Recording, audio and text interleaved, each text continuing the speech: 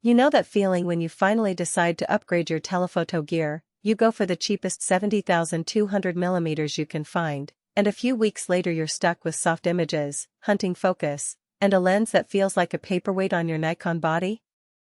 I've been there, and the regret that follows cheap compromises is why I spent a solid weekend pulling apart the whole category, from legacy Nikon glass to the newer mirrorless options and the flood of third-party lenses that promise a full-frame f/2.8 experience for half the price. Link is in the description if you want to check the product details on Amazon. What I wanted to know before I hit record was simple. Does Sigma's 200mmF 2.8 DG OS HSM actually give you a smarter buy? Or is it just another shiny box that looks good on paper but leaves you paying for disappointment? Let's start with the hesitation most shooters feel. The 70,200mm range is the workhorse for sports, wildlife, and event photography. It's the lens you reach for when you need that tight squeeze on a moving subject without losing a step on your shutter speed. The problem is the market is split between Nikon's own 200mmF/2.8, which sits comfortably above $2,600, and a host of budget alternatives that cut corners on glass, autofocus motors, or weather sealing. You end up with three choices: splurge on the OEM, gamble on a cheap third party, or find a middle ground that gives you most of the performance without the premium price tag. That middle ground is exactly where Sigma tries to land with this global vision model. First off, who should actually consider this lens?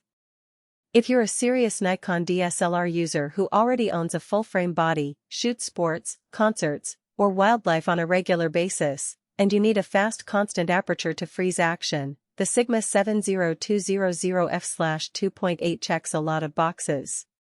It pairs nicely with Nikon's D850, D780, and even the newer mount bodies using the FTZ adapter, so you're not locked out of the latest mirrorless ecosystem. The lens also makes sense for portrait photographers who like the flattering compression of a short telephoto and the creamy background separation that a f/2.8 aperture can provide. In short, professionals and serious enthusiasts who need that extra reach and don't want to spend a fortune on Nikon's own glass. On the flip side, if you're a hobbyist who mostly shoots on a DX format crop sensor, you might find the weight and price harder to justify. A 70,200mm on a crop body becomes a 105,300mm equivalent, which is great for distant subjects but also makes the lens feel bulkier in your bag. If you rarely shoot fast-moving action, a lighter 70200F/4 or even a prime 85mm could give you similar creative results with less strain.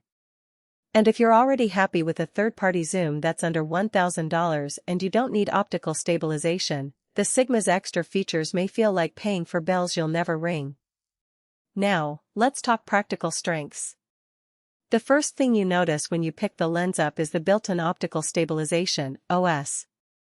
In real-world testing, that two-stop advantage means you can handhold at around 1/30th SEC at the long end and still get a sharp frame, which is a game-changer for wildlife shooters who can't set up a tripod on a muddy trail.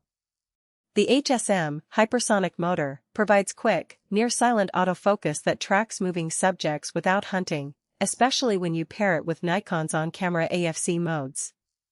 In my own runs at a local track meet, the lens kept up with 100 mph sprinters, delivering crisp, well-exposed frames even when the lighting dipped into the 30 lux range. Another strength is the constant f/2.8 aperture throughout the entire zoom range. That's not just a numbers game, it translates into real-world flexibility. I shot a wedding reception where the ceremony moved from a sunlit garden to a dimly lit ballroom. With the lens at 70mm I could pull back for a group shot and still keep the exposure consistent as I zoomed to 200mm for candid moments near the dance floor. The background separation stayed tight, and I didn't have to chase the exposure dial every few seconds. Sigma's Global Vision branding promises high-resolution optics, and the lens delivers a respectable level of sharpness in the center, even at f/2.